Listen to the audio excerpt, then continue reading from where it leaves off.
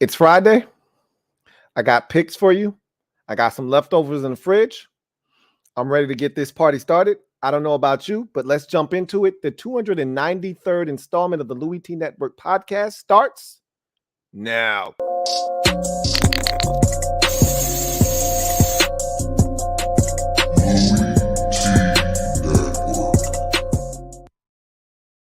Who else could it be but me, your man, Louie T? Welcome to the 293rd installment of the Louie T Network podcast. I, of course, am your set man, Louie T. Thank you for joining me. Massive weekend in the works. My Braves set out to repeat this season, and it didn't start off well. We spotted the Mets a 10-game lead in the division, but we got hot. We showed what being a champion is all about. Our championship medal was tested this season, and the fellas have passed with flying colors, and it's all led to this: the biggest regular season series in the major leagues in the last decade.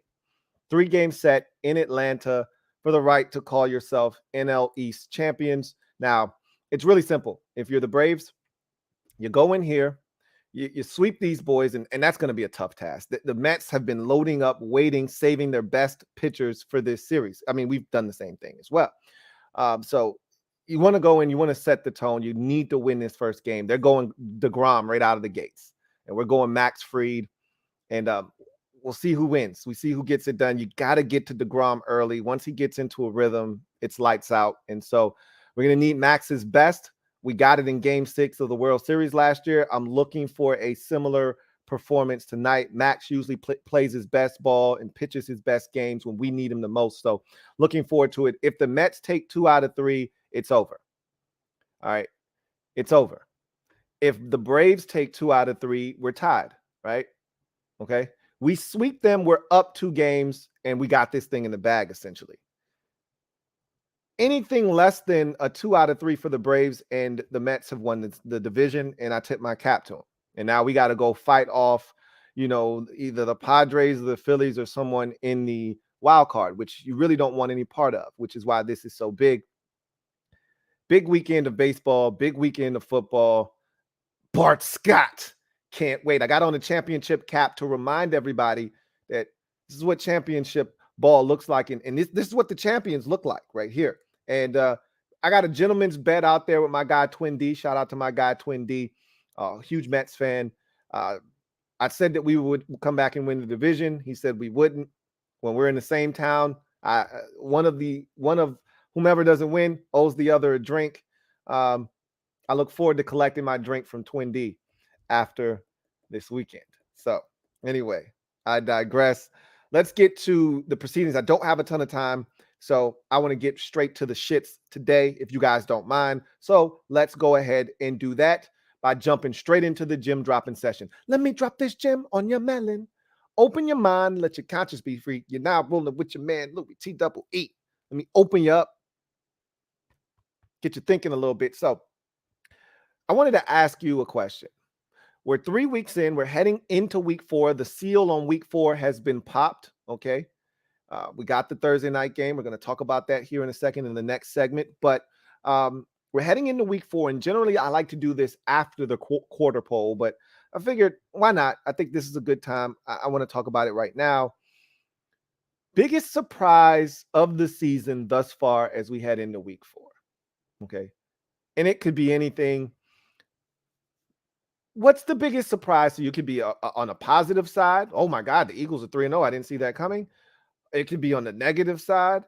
It could be, an injury. It could be, anything. It could be anything, right? These primetime games have sucked. It could be anything you want it to be.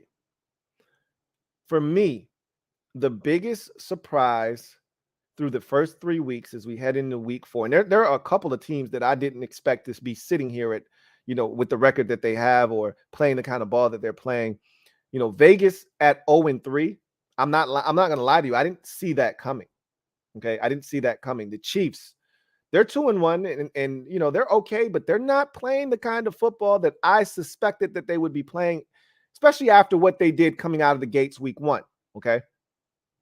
Buccaneers have been solid, but more so on the defensive side. Offensively, they haven't gotten it together yet.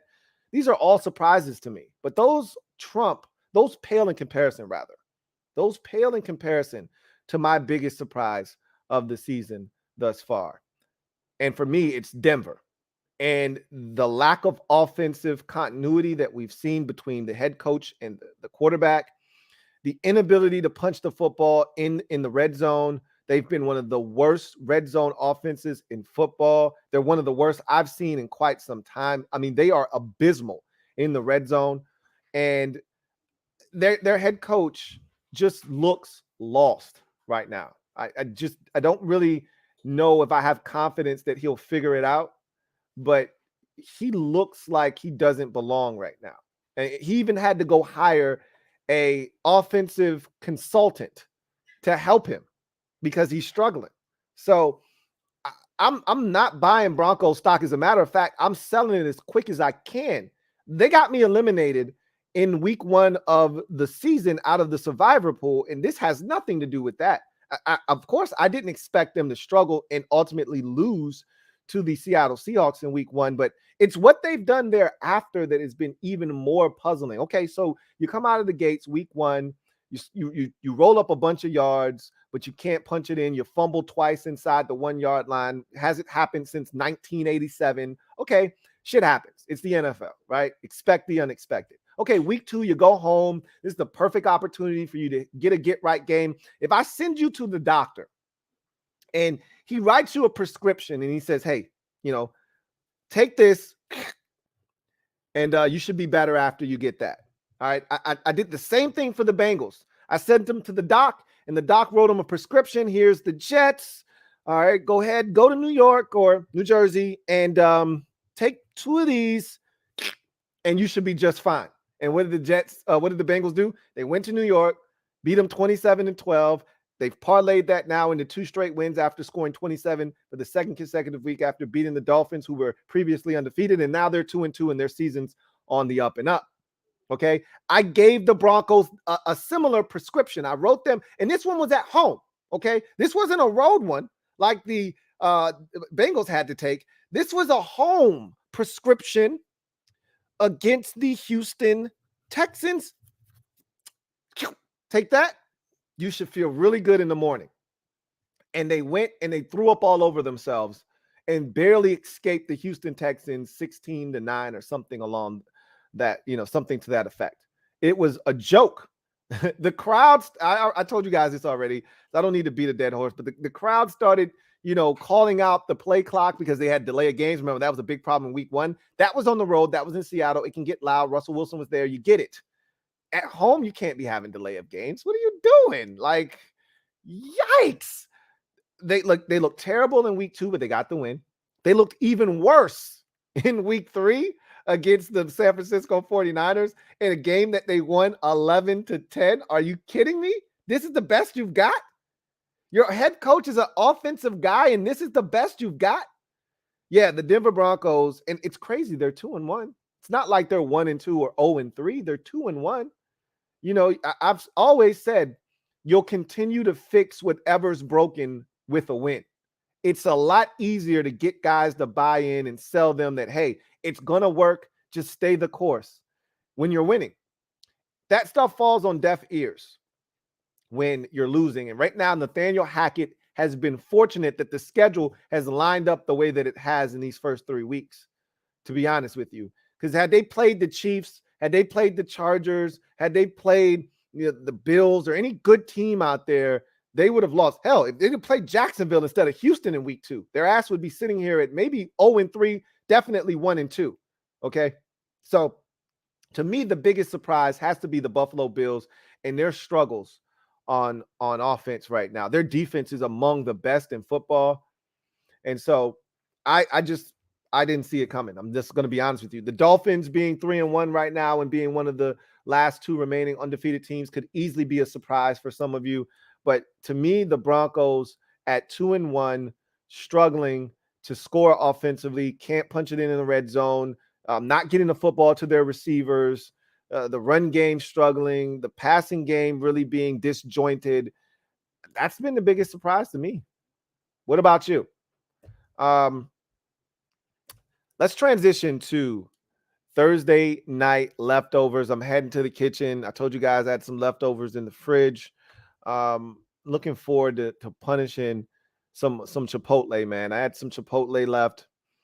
Got nothing like some well salted Chipotle chips to go along with your bowl. I ate half the bowl, still had a half bag of chips. I'm looking forward to crushing. So let's get into it. Bengals get the win Thursday night football over the previously undefeated Miami Dolphins, 27-15. What are the leftovers from that game? Let's discuss. So, first chip, scoop, first bite. What did I tell you guys last night on the overtime show? What did I tell you? Get ready for Overreaction Friday.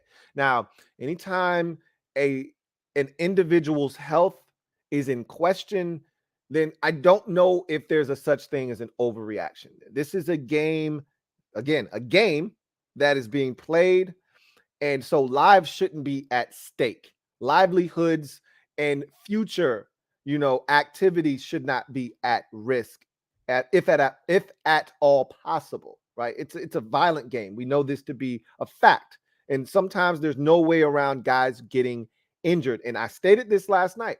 There's going to be outrage. There's going to be overreaction. People are going to be calling for jobs. Stephen A. Smith, and I didn't watch it, but I get the alerts on my phone. He's calling for someone to be fired. Who needs to be fired?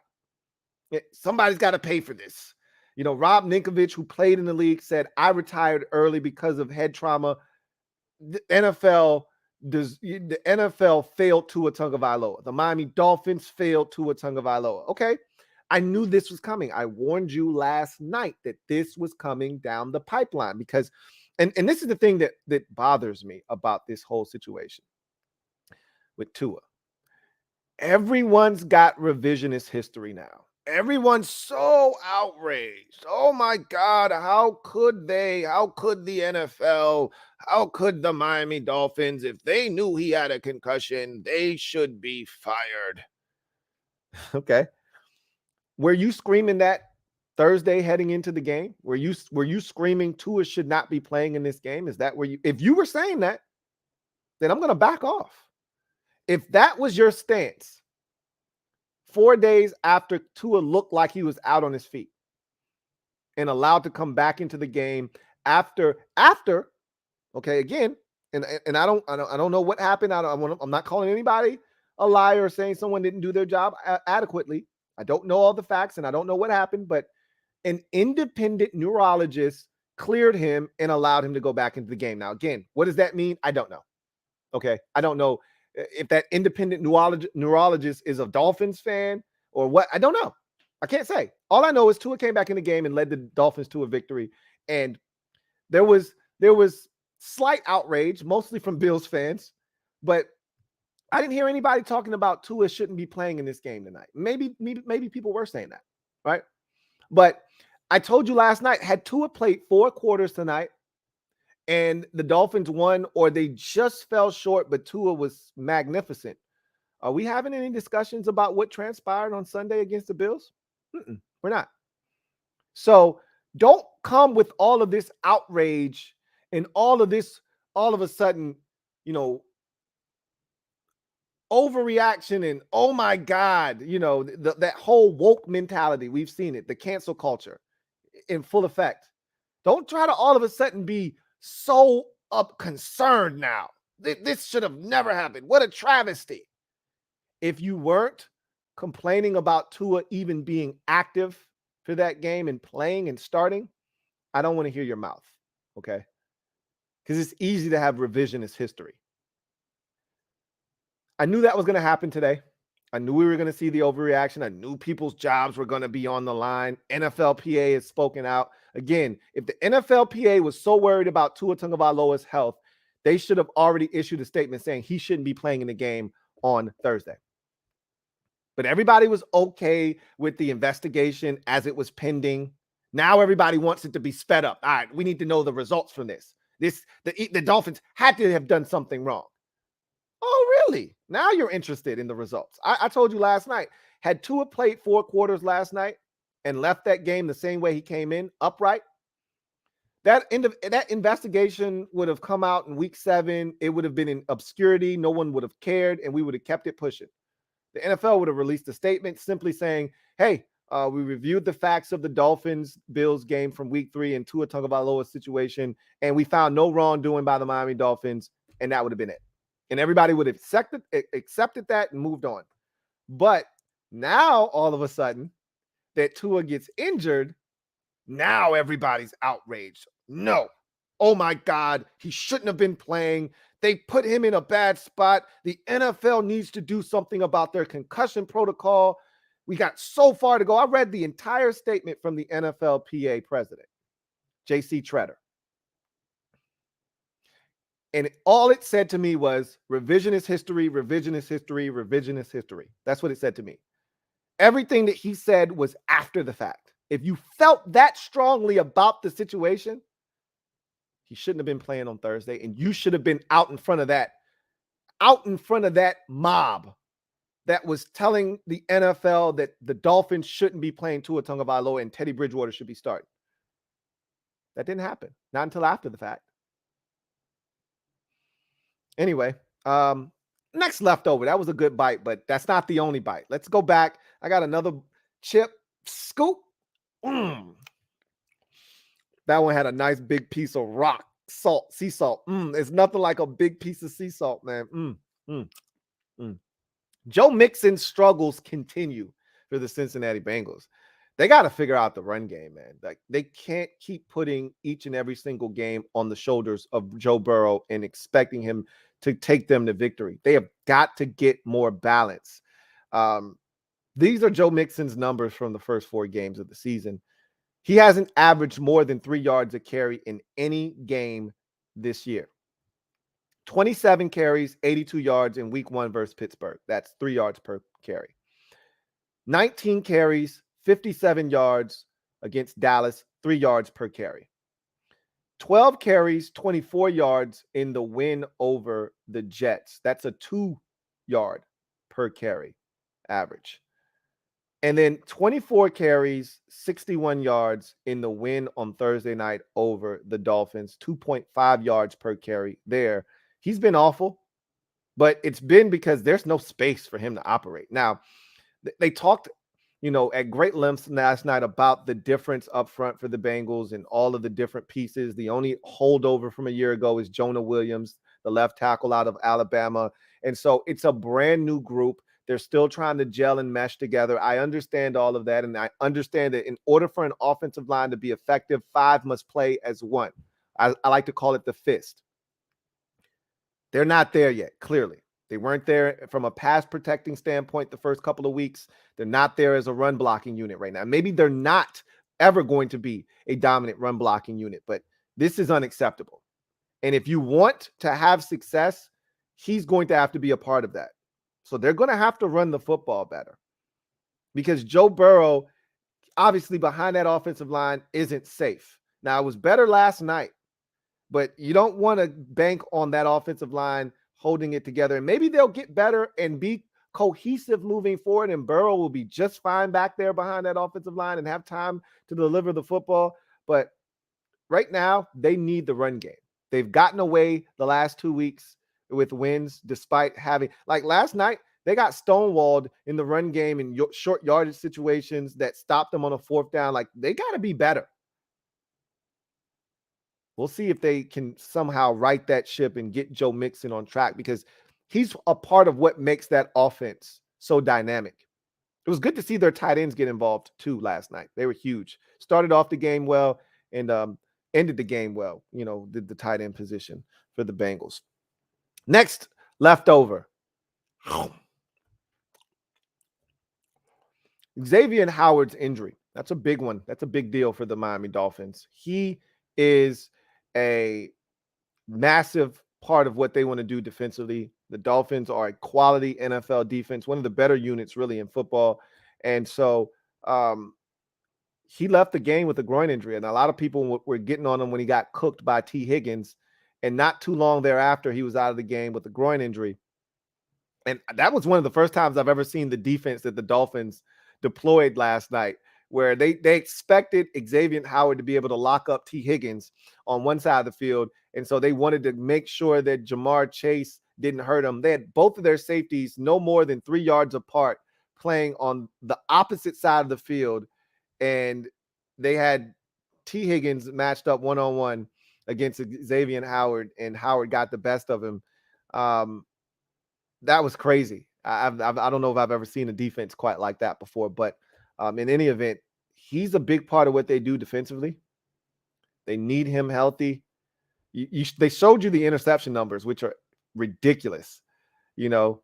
5 last year, 10 the year before that. I mean, are you kidding me? 27 since 2017. This dude is insane, man. So he's a big part of what they do. They're going to need him back quickly. Next, leftover. That one had a lot of guac on it right there. Cincinnati's defense. I don't think it gets enough credit for what they've done this season and what they've done in the past, last year in particular. Like, this group is legit. Okay, now they haven't played murderer's row offensively this season. I get it. Pittsburgh in week 1, Dallas in week 2, the Jets in week 3. The Dolphins are the best offense that they've played, and they were compromised by the injury to Tua. So I get it.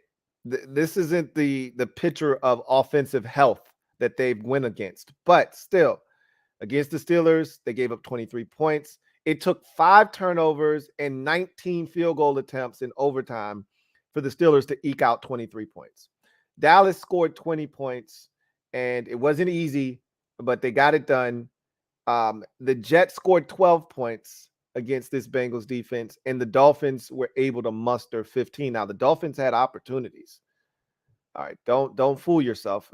I'll go over those again. I went over it last night, but it still doesn't change the fact that this Cincinnati Bengals defense is legit. How about Logan Wilson? Man, I've got a secret crush on Logan Wilson's game. A guy that I loved coming out of Wyoming at the linebacker position. I said he's a great value Leighton Vander Esch, and he may be better than Leighton Vander Esch now. He made some big time plays last night. A 4th down stop where he gets into the backfield and smokes the running back before he could even get 2 yards close to the line of scrimmage. I mean, I love me some Logan Wilson, and so that defense is good. Chidobe Awuzie, all of those guys that they brought in last year paid off huge dividends. I remember, if Washington fans remember this, every time I see Mike Hilton, I shed a tear because I wanted him in free agency last offseason when he was available. And he stayed in the division, went to Cincinnati, and this guy is a dog. He's a blitzer. He covers. He tackles. He does everything. He's the quintessential, along with Kenny Moore in Indianapolis. Those two, to me, are the quintessential nickel, defensive backs in the league. And every time I see Mike Hilton, I just, one tear, not 2 eyes, just one tear. It just always comes down my cheek because I always think of what could have been. Anyway, that defense is legit. Trey Hendrickson is a problem. Sam Hubbard is really solid. They got Joseph Asai, back this year. He pretty much missed his entire rookie year. We know about Bates back there, but how about Von Bell with 2 picks last night? Eli Apple's playing some of his best football. That's a good Cincinnati Bengals defense, man, and continue to play well. Next bite, next leftover. Only one bite left. Mike McDaniel. Is he legit? I didn't know the story. I didn't know the Mike McDaniel story, right? I didn't know that story until last night. So I knew he went to Yale, knew he was an Ivy League guy, knew he had been under the Shanahans throughout his career. They said he went to Shanahan. He graduated from Shanahan State. I like that. That was pretty cool. What I didn't know, though, was the story around how he got to Shanahan U or Shanahan State. He was at the Denver Broncos training camp. as an 11-year-old. He lost his hat. So the video guy for the Broncos brings him a new hat. And he's excited. He's like, hey, you got to meet my mom. She's going to be so stoked. He introduces the video coordinator for the Broncos to his mom, and they end up getting married. So that's his into the league right there, right? Like that guy's on the staff with the Shanahans. So now, my stepkid, I'm bringing him to work. I'm introducing him. And all of a sudden, that's your in. Like that's how you get in. And then you work your way from the ground level all the way up. And he followed the Shanahans everywhere. Started with Mike, then followed Kyle. And then he finally gets his opportunity. And right now, he's not missing. Like, there was a play last night that was just absolutely gorgeous. And it wasn't anything that we hadn't seen before. It was just the execution of it. Right before halftime, Teddy Bridgewater comes in, Tua gets injured. Not that first drive, the next drive, he takes him down the field. They score a touchdown right before the half. And the touchdown that they scored right before the half, it's as gorgeous a shovel pass as you'll see. And it's just well designed, and it looked different, right? Teddy Bridgewater drops back, and he turns the opposite way that you would do on a drop. And I'm thinking, and they don't block Sam Hubbard on the backside, and he is screaming down the line about to crush Teddy Bridgewater. I'm like, Teddy, you need to get rid of this shit. He's coming, and you're going to fumble. And Teddy just does a little subtle shovel right to Chase Edmonds. And nobody was expecting it. I was surprised, like, oh shit, shovel. Didn't see that. Like we all have seen the tight end come across the formation down inside the 5, and Kansas City made that shit really prevalent. Andy Reid probably back in Philadelphia days, but it's even more prevalent now because of the Chiefs and how they've done it. And the Chiefs find creative ways to do it. They did it in week 1 in a way I've never seen before. It was so dope. But we've all seen that. That one was different because the running back's just kind of hanging out, and then he turns around and Teddy just casually shovels it to him, and the blockers get out in front, and he just gets into the end zone. I'm like, damn, that was dope. And after he scores, Chase Edmonds goes over to Mike McDaniel, and he hits him on the stomach or the chest, like, yo, good ass call, coach. And I just think these dudes believe in him. Like, I think they're buying into what he's selling them. And he seems like a guy that's motivated. He seems like a guy that is relatable to these players. He's a young guy. That always helps to me. Younger coaches, I think, resonate with these players. They're not that far removed from, himself. He was a player himself, not in the NFL, but he's played ball before. He's not that far removed from that, and he's in the culture. So these guys are young. They're listening to this, all this kind of music. He's not that far removed from any of that stuff. So he's relatable. Kind of how I feel about Sean McVay. Very relatable to his players. The younger you are as a coach, the more relatable you are to the players. And I just think they're buying into what he's selling. And I think I'm buying into Mike McDaniel. I don't think this is a fluke, even though they easily could be 1-3 right now. They're 3-1. I don't think that's by accident. Last bite. That was pretty good. Sometimes the chips can get a little stale. I always try to do a good job of sealing up my Chipotle chips in the bag so air doesn't get in. But it doesn't always work, and sometimes the chips get a little bit stale. Those chips were preserved beautifully. Have anything in my teeth? Am I good? Great. Shooter McPherson, a.k.a. Evan McPherson, the place kicker for the Cincinnati Bengals. Guy's 12 of 14 from 50 yards plus in his career, and he's gotten off to a 3-for-3 start this year from 50 or more. Banged a 57-yarder home last night to pretty much put the game, not necessarily out of reach, but to put the Dolphins in a bind. Okay? I talked about this last night, but I want to reiterate this here. It took some stones. I'm not a huge Zach Taylor fan. I'm not. But it took some stones, okay, to send your kicker out there from 57 in a 2-point ball game. If he misses the kick, the Dolphins are taking over damn near from midfield. That's a hell of a roll of the dice, knowing that a field goal gets you beat, potentially. But you know why he had the confidence to send him out there? Because the man doesn't miss from 50 plus yards, essentially. And there are several kickers out there. Justin Tucker, obviously the best kicker in NFL history. I think he'll be a first ballot Hall of Famer when his career is done. We don't ever say that about kickers. Vinatieri might be one. I know Justin Tucker is going to be one, and I think he's the best kicker in NFL history. Daniel Carlson for the Raiders is another kicker that just is rock solid from 50 plus. You know, big leg, doesn't miss very often. But man, Evan McPherson is a weapon. I wouldn't even dare think about putting in our kicker in Washington, Joey Sly, has a massive leg. I wouldn't dare think about putting him out there from 57, and neither would Ron. That's a punting situation for Washington late in the ball game, up 2. That's not a field goal situation. That's not a let's go up by 5 and make them have to score a touchdown to beat us situation. That's a kick it, try to pin them inside the 10-yard line, and defense hold on for dear life and don't let them get in the field goal range, and you're sweating bullets. That's not what the Bengals had to do last night. They sent their field goal kicker out there from 57 with roughly 3 minutes to go in the game. Maybe a little bit more, maybe like 4 minutes to go or so. And they said, go win us the game, man. Go lock this shit up for us. And he did. That's such a luxury. Such a luxury. Anyway, those are my Thursday night leftovers. Bengals get the win, 27-15. They're now 2-2 on the season. After starting 0-2, they're now 2-2.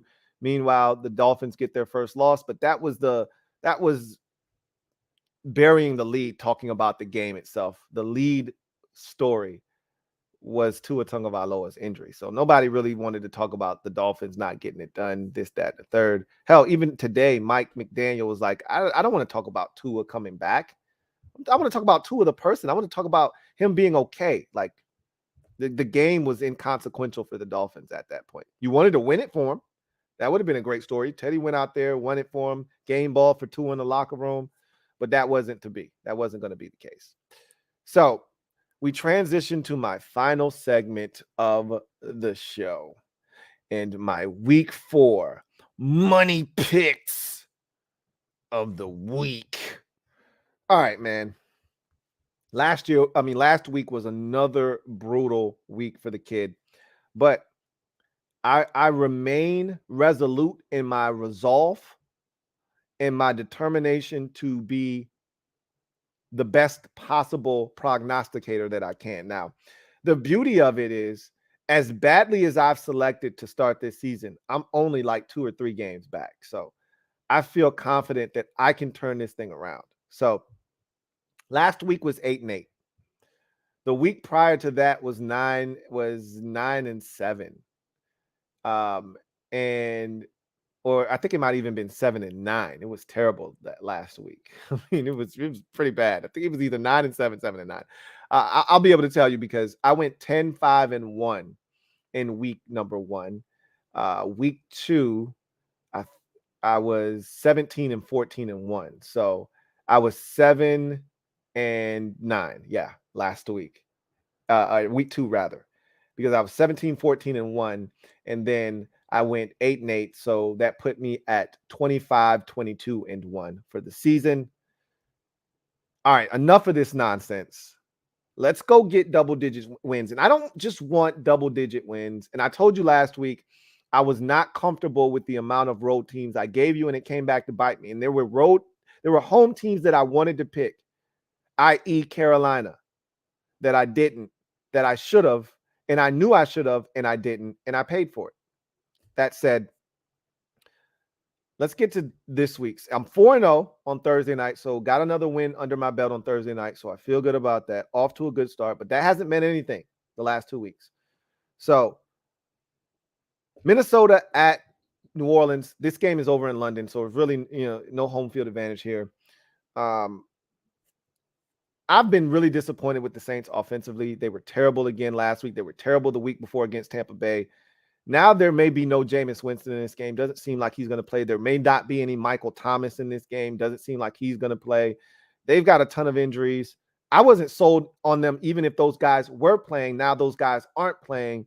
I'm not sold on Minnesota either, but I'll choose the lesser of the two evils. Give me the Minnesota Vikings in that game to go to London and find a way to get it done. Seahawks at the Lions. This is the game I spent the most amount of time on. I skipped it twice and had to come back, and I'm hoping the third time's the charm. I came back and I made a decision. I'm a little bit nervous about this. So I don't know what is going to happen with DeAndre Swift. Doesn't sound like he's going to play. I think Amon-Ra St. Brown is out of this game as well for Detroit. I don't know if that matters or not. I looked at Geno Smith last week and I was like, damn, Geno played well. That Seahawks offense played well. But that's 2 games at home that they've played well and had a chance to win. And then the one game they've gone on the road, they were absolutely ass-tastic. They're on the road again for the second time. Will they be ass-tastic again, or will they rise to the occasion against a team that is there with a winnable opportunity in front of them? I don't know. When in doubt, go with the home team. And so I'm going with the Detroit Lions in this game. I may regret it. Seattle may go in there and beat them, and I wouldn't be shocked if they did, but I believe in Detroit. I think they're better this year. I think the Seahawks stink, and I think Detroit's going to get them. Give me the Lions at home to win this football game. Jets at the Steelers.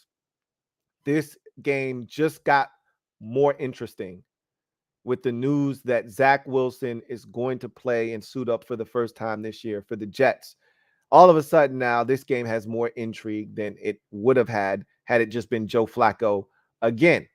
That said, the Steelers' offense is awful. The Jets' defense is solid.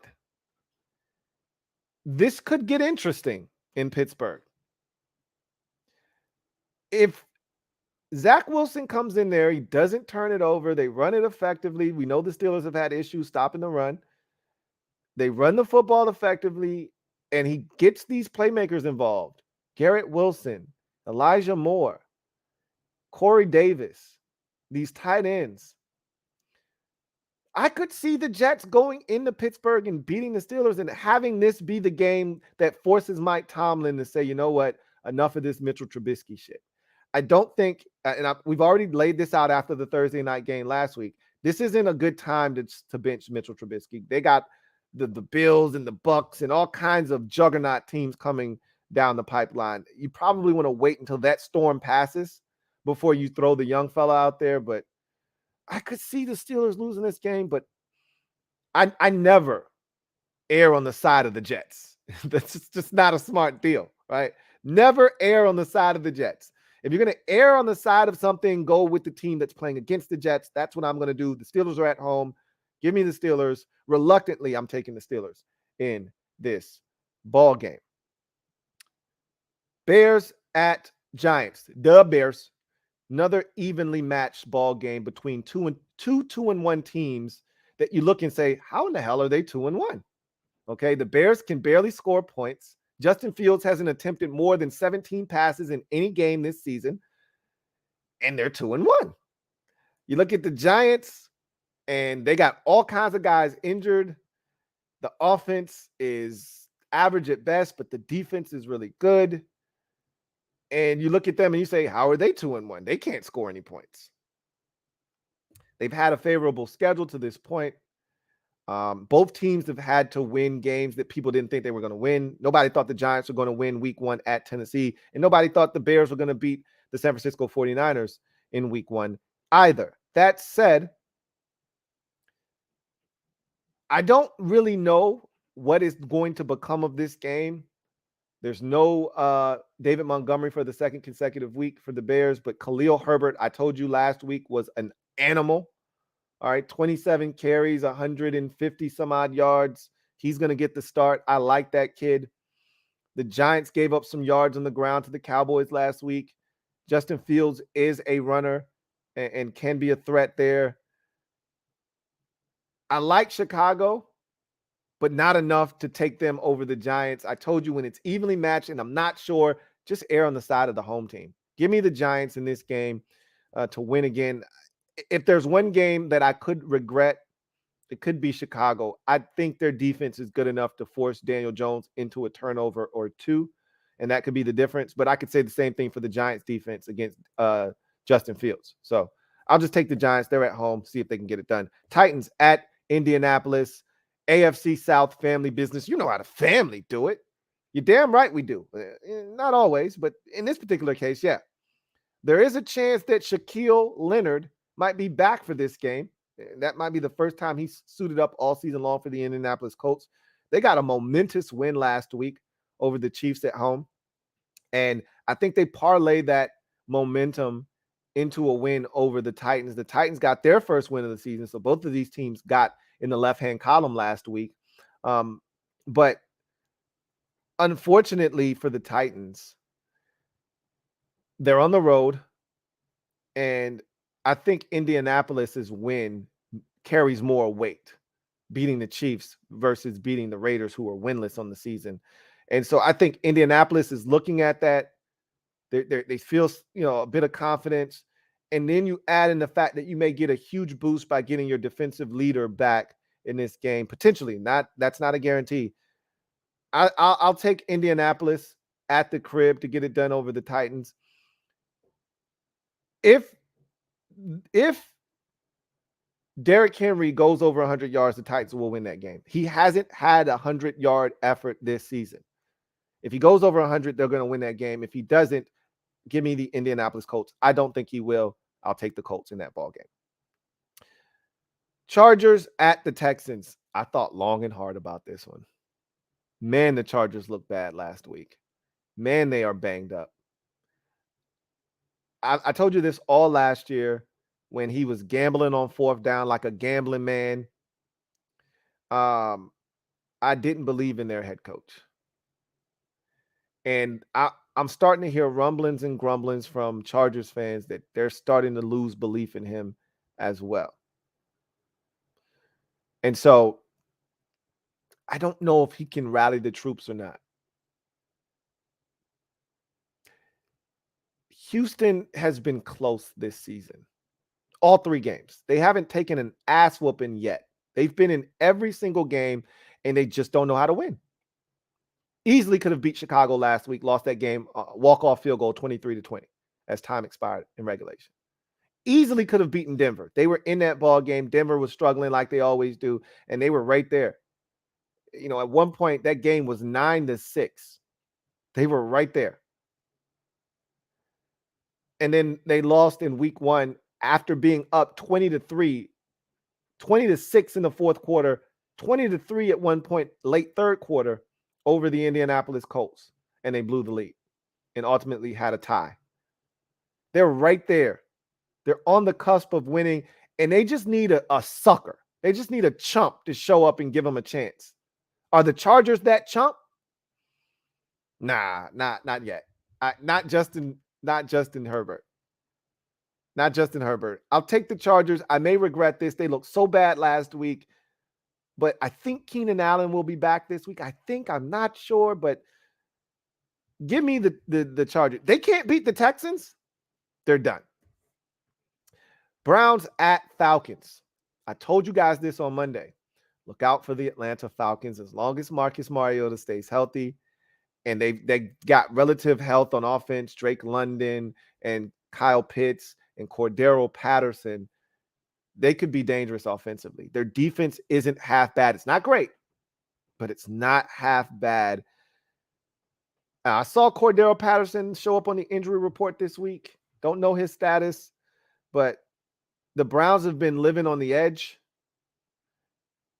I like Atlanta in this spot, man. I like the Falcons. They went on the road, got their first win at Seattle. They're scoring points. They should have beat New Orleans in week number 1. This Falcons team, man, they're interesting. I told you on Monday, if they stay relatively healthy, we'll look up at the end of the season. They will be in the hunt when we get that Chiron late in the season of division leaders, wild card, and in the hunt. They will be in the hunt with these Falcons. And it'll be because of games like this Sunday at home against the Browns. Give me the Falcons to win that football game and get back to 500 on the season. Washington at Dallas. I'm going to save that for my show. And that will be released right after this podcast. So you want my prediction for that game, tune in to that show. Jacksonville at Philadelphia. This is a fun one. This is another one that I skipped and had to come back to, but I felt confident in the selection. This is the best team that the Eagles have faced this season. Most complete. And you may have pushback on that. Say the Vikings were undefeated when the Eagles played them. Fine. I'll tell you this then. If you don't want to hear that, then listen to this. They're playing the team with the most confidence that they faced this season. And they're playing a team that, to me, is playing the best offensively as well as defensively coming into the game. These Jaguars are believing right now, winners of 2 straight, destroying the Chargers on the road. They've got a head coach that knows the Eagles. He may not know this iteration of the Eagles, but he knows a lot of those players, their weaknesses, their strengths. He coached those guys. Okay. A lot of those players are still there. Okay. A lot of new faces too. Don't get me wrong, but there are a number of guys there that he knows intimately. It'll be interesting to see how he handles going back to Philadelphia for the first time since being fired, that being Doug Peterson. But that said, the Eagles are still good enough defensively to slow the Jaguars down. I think what is going to make this game very interesting is that the Jags are playing great defense. Not good, great defense right now. They're turning teams over, something the Eagles haven't really done this season. They have taken care of the football, have the Philadelphia Eagles. They don't turn it over a ton. I think the only turnover that they have on the season is the interception that Jalen Hurts threw against the Vikings. Don't quote me on that, but I don't recall them turning it over against Detroit. Maybe they did once. I don't think they did. And I know they didn't turn it over against Washington. They don't turn it over, and the Jags lead the league in turnovers forced as we head into week 4. This is going to be a fun game. This is the best test that the Eagles have had to date, but I think they passed this test. I'll take the Eagles, but I would not be shocked if Jacksonville went in there and won this football game. But I think the Eagles will pass this test. Give me the Eagles in this ball game. Bills at Ravens. This is going to be a dandy of a football game, one of the better contests of week number 4. The Bills are coming off of a loss that they just can't believe. They are beside themselves that they racked up damn near 500 yards of total offense. They had 90 plays on offense to the Dolphins 39, and somehow they lost that football game. They're ornery, they're pissed, and they want retribution, and looks like the Ravens are in the way. Now, the Ravens are looking around, and they're saying, look, we ain't got shit to do with that. Hell, we feel like we should be undefeated right now. We shouldn't have blown our lone loss to the Dolphins. You're mad about your loss to the Dolphins. Shit, we mad about our loss to the Dolphins. We feel in the same way. So don't bring that energy over here, because if you want the smoke, you can get the smoke. And the Bills are like, all right, well, bring it. So this has the chance to be a really, really fantastic ball game. My gut said, hey, man, Lamar Jackson playing at an MVP level, man. You might not want to bet against that, man. But then I said, hey, what'd you say about that Ravens defense again on Monday or Tuesday? Oh, yeah, they're ass right now. They're forcing turnovers, but if they're not forcing turnovers, they're giving up touchdowns. I'll take my chances with Josh Allen and his crew being pissed off and taking it out on Baltimore. I wouldn't be shocked if this is 34-30. Not saying, just saying. Give me Buffalo, though, on the road. Cardinals at Panthers. This may be the worst game of week number 4. Both of these teams are absolutely lost. They have no direction right now. They don't know if they're coming or they're going. The Cardinals offensively have looked like a train wreck all season long. The Panthers as a team, offensively, I shouldn't do that to their defense. Their defense has actually been pretty good. Their defense was the reason they won last week, essentially. I shouldn't do that to their defense. But Matt Rule is still completely befuddled by the NFL game. Christian McCaffrey looks like he's yet again injured. Don't know if he's going to play or not, but oh my God, the Panthers are so maddening. But I could say the same thing about the Arizona Cardinals. They're not going to have AJ Green in this game. Their offense already stinks. I don't know if they're getting any of their guys like Rondale Moore back this week or not. This one, I don't want to pick a winner in this game. If I could leave this one blank, I would. But as I told you already, when I'm not sure, err on the side of the home team. Give me the Panthers reluctantly in this game. Oh my God, what am I doing? I'll take Carolina in this ball game. Denver at the Raiders. AFC West family business. If these two teams said they ain't did it, then they ain't did it. But if they did, that's AFC West family business. And I'll tell you what, for as bad as Denver has played, and I talked about them early in the show, they're 2-1. That defense is getting after it. And this is the perfect team for them to see across the field if they're going to continue to struggle offensively, because the Raiders are turning the ball over at an alarming rate. The Raiders are struggling offensively with consistency. The Raiders are struggling. They're not terrible on defense, but this could be the game Denver gets right defensively. This may be the worst defensive team that they've seen this season. Seattle's defense isn't great. I shouldn't say that. Seattle's defense isn't great. They just made Seattle's defense look great, but they moved the football on Seattle up and down the field. They just couldn't get it in the end zone. Anyway, the Raiders are going to win at some point, right? They're not going winless this season. I'm shocked that they're 0-3 right now. They should have beat Arizona, but they didn't. Is this the week they get off the schneid? I mean, it's possible. But I'm like, nah, I'm good. That Broncos defense and the way they're playing and the way they're taking it away, I'll just go ahead and side with Denver on this one. Even though I don't trust their offense, I don't trust their head coach. Take my chances with the Broncos. Give me the Broncos on the road to go to Vegas and win. Patriots at Packers. No Mac Jones in this game. High ankle sprain that he sustained on the very last snap of the game last week in the loss to the Ravens. That sucks. Billy Ho isn't going into Green Bay and winning. Sorry, not sorry. Give me the Packers. I move on. Sunday night football. Sunday. Chiefs at Bucks. The Kansas City Chiefs taking on the Tampa Bay Buccaneers led by Tom Brady. We know about Hurricane Ian and all of the damage that has been done to the state of Florida. Brady and company just went back home the other day. And so this is going to have a galvanizing, impact on the community. This game at Raymond James Stadium on Sunday night is going to be raucous. The crowd was already going to be pumped and juiced for Patrick Mahomes coming to town.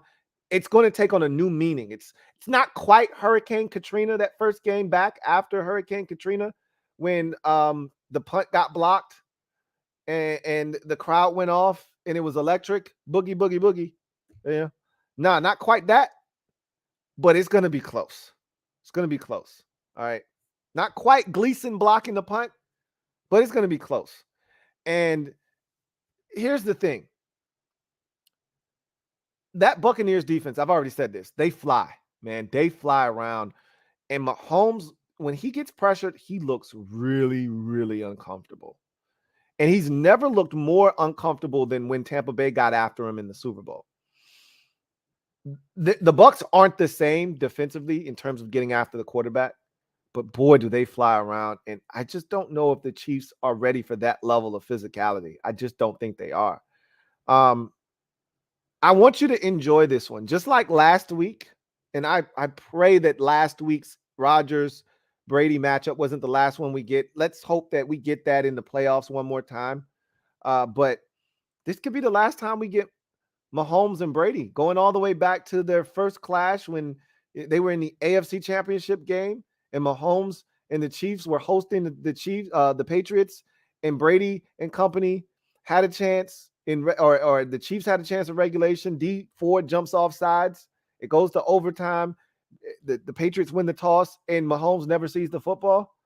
Ever since then, I've been hooked on Brady v. Mahomes, and they haven't disappointed.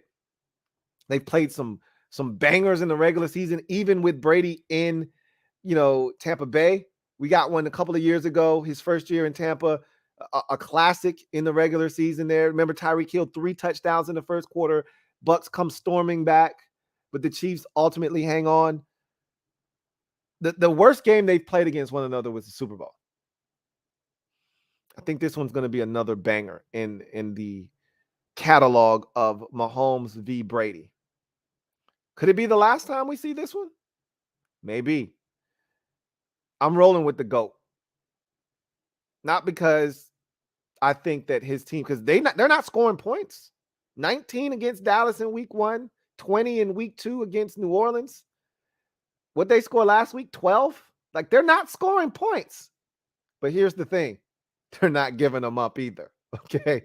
And that's what's going to ultimately win them this football game. That defense getting after Mahomes.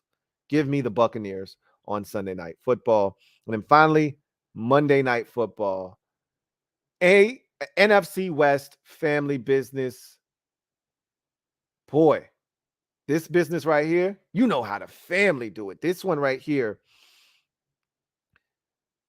if not for the NFC Championship game last year, it would have been 7 straight that the Rams had lost to the 49ers. That streak has been snapped because the Rams got it done when it mattered most. But there's just something about the 49ers when they play the Rams, specifically in the regular season. They just know how to beat them. I can't explain it. The Rams are usually the better of the two teams when these two teams square off. And somehow, and this is what family business is all about, it doesn't have to make sense when it's 2 family members. That's all you need to know. It doesn't have to make sense. It's just family business. I said all of that to say this. I'm taking the Rams anyway, because I watched the 49ers last week against the Broncos, and maybe that was the Broncos defense, and maybe I'm not giving the Broncos enough credit defensively. But I'm thinking in my head, okay, Trent Williams is out of this game. They struggled already to protect Jimmy Garoppolo last week. Now you're taking away their best offensive lineman, and you expect him to be able to protect better against this Rams unit. I don't love what the Rams have done defensively this year. They haven't been great necessarily, but I think they'll be good enough. I don't love what they've done offensively, but I think they'll be good enough against San Francisco. I'll take the Rams. I'm not sure about this one. If the 49ers win, I'm going to smack myself because I know better. I know what this family business has been. I know what it's supposed to be. I know better than I should do better, but I don't trust the 49ers.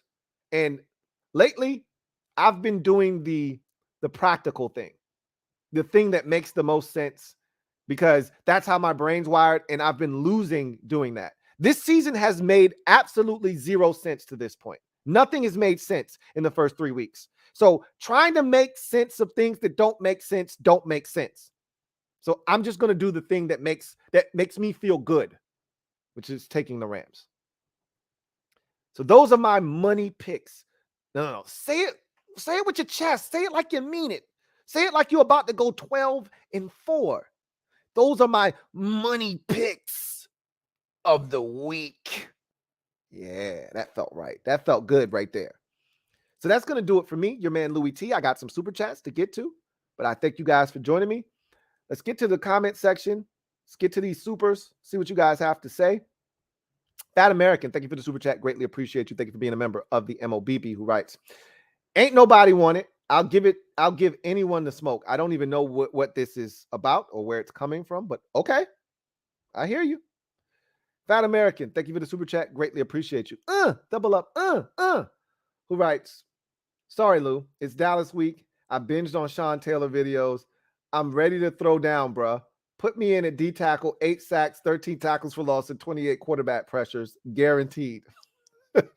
Okay, that explains it. I was like, damn, where's all this hostility coming from? I don't know, but I'm going to back up because I don't want the smoke. Okay. Big Buddy Sonny, thank you for the super chat. Greatly appreciate you. I should have known it had something to do with 2005. Thank you for being a member of the MOBB. My guy, Big Money Sonny writes, have you done research on foie gras yet, Lou? I have not. I just took your word for it. You told me that they were liver, some animal liver. I was like, yeah, I'm good. I haven't done any research on it at all. Kyle, thank you for the super chat. Greatly appreciate you, my guy. Kyle writes, surprise NFC East leading NFC in dubs. Powerhouse, I told you what was going to happen, Kyle. That's not a surprise. You know why? I said we played the softest schedule in the league. Our division plays the softest schedule. We better have among the best records in football, or I'll be somewhat disappointed. I'm upset that Washington is bringing up the rear right now, because every team in the division should have a winning record right now. But Washington never holds up their end of the bargain. Everybody else is taking care of business except for Washington. But I'm not surprised, no, because we play the divisions that are going to allow us to win football games. So it's all about the division taking advantage of the opportunity that's being presented to them. But I definitely saw this coming. Big Money Sonny, thank you for the super chat. Greatly appreciate you. Double up. Thank you for doubling up. Big Money Sonny, who writes, if you look in the Discord, it's been blessed with 2005 vids, Lou. Salutes to Facts. Oh, I know. He's got gifts and all kinds of stuff on deck waiting from 2005. It was crazy. We had a post on Twitter, and he came out of nowhere, and it was 2005 GIF after GIF after GIF. So he's ready, locked and loaded. Fat American, thank you for the super chat. Greatly appreciate you. Fat American writes, we ain't 5-6, we 10-6. Sean Taylor. All right, he says, that was a quote from Sean Taylor. He says, God, what I would give to have a beast, a dog, a football player like that again. Maybe it's 99. I just don't know yet. We will see. Boy, good times, man. Good times. Big Money Sonny, thank you for the super chat. Greatly appreciate you. My guy, Big Money Sonny writes, Mike McDaniel should be banned. I've heard, not banned, but I've heard some of that today, that, he should be at fault. He should be getting a lot of the blame. I also saw a tweet. The internet is undefeated, and people on Twitter get on my nerves, and on social media get on my nerves, but I couldn't help but laugh at this. There was a picture of the kid from Little Giants, the annexation of Puerto Rico kid with the red glasses, and they said he really did grow up to be a football genius, and they were talking about Mike McDaniel. I thought that was hilarious, and I couldn't help but laugh. Kyle, thank you for the super chat. Greatly appreciate you. Double up. Thank you for doubling up. Kyle, who writes, Rip Coolio, minute after minute, hour after hour. I was shocked when he passed away. They said it seems like it's a heart attack. I'm going to take a guess. I hope I'm wrong, but I'm going to take a guess and say it was drug related. I hope I'm wrong, but 59 is way too young to be passing away. Something had to be amiss there. That's crazy. Rest in paradise to Coolio, man. I wasn't a fan of his music, but people loved his music, and he was an eccentric guy, and I just hate to see it, period. Big Money Sonny, thank you for the super chat. Greatly appreciate you. My guy, Big Money Sonny writes, when are we going to get some old school Lou that rocks the bow tie and looks like he's reporting for ABC News? Salutes, brother. First of all, I never wore a bow tie, but I used to dress up. I wanted to be professional. When I first started this, my goal was to end up on NFL Network. Now that is not the goal. So I just do whatever the hell I want to do. But before, when I first started, yeah, I was trying to be professional because I was going to send my tapes off or say, hey, check out my website, check out my show. Nah, F that. Fat American, thank you for the super chat. Greatly appreciate you. My guy, Fat American writes, you forgot John Hall, best kicker ever. You're right. His best football wasn't even in Washington. It was probably with the Jets. Big Money Sonny, thank you for the super chat. Greatly appreciate you. My guy, Big Money Sonny writes, do you think Doug and the Jags have a shot in Philly this weekend? I personally don't. I think we are going to hear the filthy fans trash talk for a long time, Lou. Let's just handle our business. I do think the Jags have a chance. I don't think they'll win, but I do think they're going to make it very competitive. I don't know if they'll score 20. I don't think they're going to score 24 points in the first half this week. I don't think they're going to be able to coast in the second half and not score a single point. I think they're going to have to fight for this one in week number 4, but we will see. Big Money Sonny, thank you for the super chat. Greatly appreciate you. Big Money Sonny writes, I was hanging with Eagles fans yesterday, and they were talking trash that they are the only undefeated team left. Schedule looks nice for them, sadly. I already told you that their schedule was set up just like ours. And if I said I expect the Eagles to take advantage of their schedule if Jalen Hurts is good, and he's been not good, he's been great to start this season off. I said their schedule is set up just like ours. They can win 13 games with the schedule that they're playing. And so they're doing what I thought they could do if Hurts played well, and Hurts is playing well. So this is not a surprise. And yes, they're the last undefeated team. And if Dallas doesn't get them in week 6, I don't know if they lose a game for a little while. It could be a little while. Just saying. Let's see. Got a super chat here from Fat American. Thank you for the super chat. Greatly appreciate you. Fat American writes, hey, Lou, remember in 2018 when we signed Clinton Dix and they did a pregame special on them and they were talking about, oh, just watch, and got torched? I don't remember that, but I remember Clinton Dix coming to Washington and sucking, and then him going to Chicago the next year and having a pretty solid season and talking about how bad it was in Washington. So, I mean, what's new, right? We were terrible defensively back then, though. It didn't matter who played for us. We were terrible. Miss Perry 412, thank you for the super chat. Greatly appreciate you. Thank you for being a member of the MOBB. My girl, Condo P, writes, like, sub, and turn on your notification bell. You heard the woman. You heard that black, beautiful queen. So I'm going to go ahead and piggyback off of that and have a call to action right now. If you haven't already subbed up to the channel, please, what are you waiting on? Hit the subscribe button for more great content. Turn on your notification bell so you don't miss a thing. And also hit the like button, as it helps this channel grow exponentially. And so that is it. Friday's show is in the books. I look forward to chopping it up with you guys on Sunday Night Football, Bucks, Chiefs. Man, that should be epic, or at least we hope it is. And if you're a Washington fan, we'll be talking all day Sunday, hopefully about a Washington victory in Dallas. If you're a Washington fan, I've got CNN coming your way here in a second, so stay tuned for that. But everyone else, I'll see you on Sunday for the overtime series. Enjoy your weekend. Great baseball, Braves, Mets to decide the division, college football, NFL action. What more could you ask for? Bart Scott. Can't wait. You guys enjoy your weekend, and I will see you on Sunday. God bless, and as always, good night. LouieTeeNetwork.